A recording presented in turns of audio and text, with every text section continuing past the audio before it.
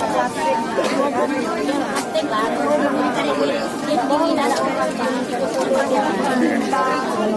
ya bisa ya. Tapi kalau nggak rumah ini ke pasar ya, nggak ada dibuang. Bentar baik.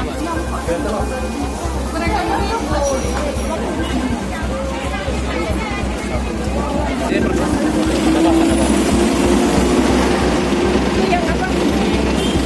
C1 ini ya. Yang kontrolnya terbuka. Ada apa? Ini kontrol ini kebanyakan. Nggak tahu. Tes ini kadar formalin. Tidak.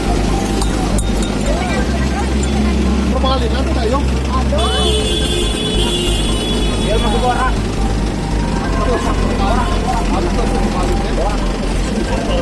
Jaket kamu. Orang kan sayang.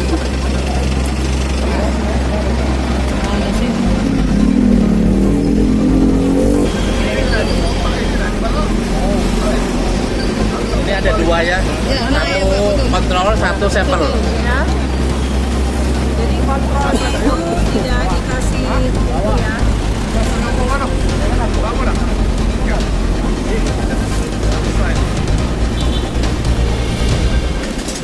Sampel.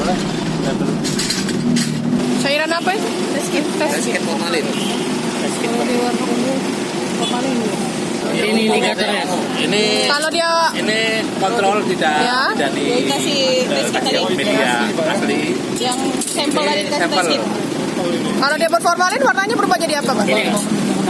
Warna apa? Kita tunggu dulu. Terlalu kadarnya kan. Heeh. Kalau udah satu ke atas itu yang udah agak tinggi teman-teman. Kalau masih 0, di bawah ini masih Normal ya? Masih bawaan alami ya menurut saya. masih alami. Cuma yang paling parah tuh yang sudah lebih dari 1. 1 sama 1,5 ini. Udah terong tuh ya. Ya, betul.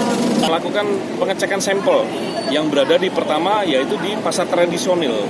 Pasar tradisional yang mendekati ke pasar modern itu yang pertama. Yang kedua adalah pasar tradisional yang sebagai tumpuan daripada pasar induk. Kami dua tempat ini kami melakukan pengecekan terkait dengan harga-harga seperti bahan pokok, telur, kemudian ayam, beras, gula, dan lain-lain sebagainya. Kami menemukan ada beberapa hal.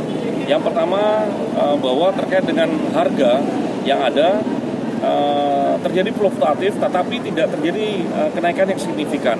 Masih dalam harga yang wajar, yaitu HET, harga eceran tertinggi. Demikian juga dengan telur, kemudian dengan beras, gula dan lain sebagainya.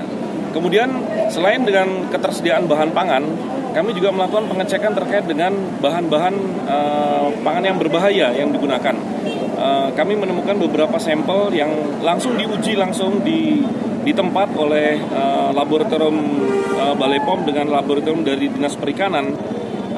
Ada beberapa barang yang menunjukkan kadar dari bahan formalin. Nah, ini akan ditindaklanjuti berikutnya dengan kami dengan melakukan sosialisasi, kemudian melakukan peringatan terkait dengan bahan-bahan tersebut yang mengandung formalin. Yang akan ditindaklanjuti apabila memang masih tetap melakukan, ini akan dilakukan penindakan secara tegas. Jadi sejauh ini yang kedapatan Jadi siapa saja Pak yang ditemukan dari formalin Pak?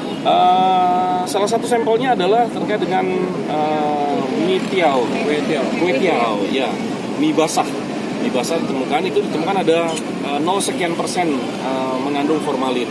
Nah, ini kita bekerja sama dengan PD Pasar.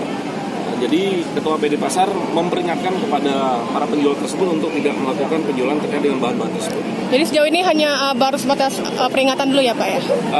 Kita tetap melakukan langkah-langkah persuasif, yaitu melakukan peringatan dulu. Nah, apabila sudah dilakukan peringatan kemudian dikatakan ternyata masih juga melakukan, kita melakukan langkah-langkah lainnya yang akhirnya dengan langkah penegakan hukum. Wadah, untuk sejauh ini apa kita akan juga bisa di distributor atau pasar-pasar modern seperti di mall atau bagaimana Wadah? Ya, kita akan rencanakan terkait dengan pengecekan distributor, pasar induk ataupun di mall dengan langkah-langkah berikut nanti akan kita rencanakan.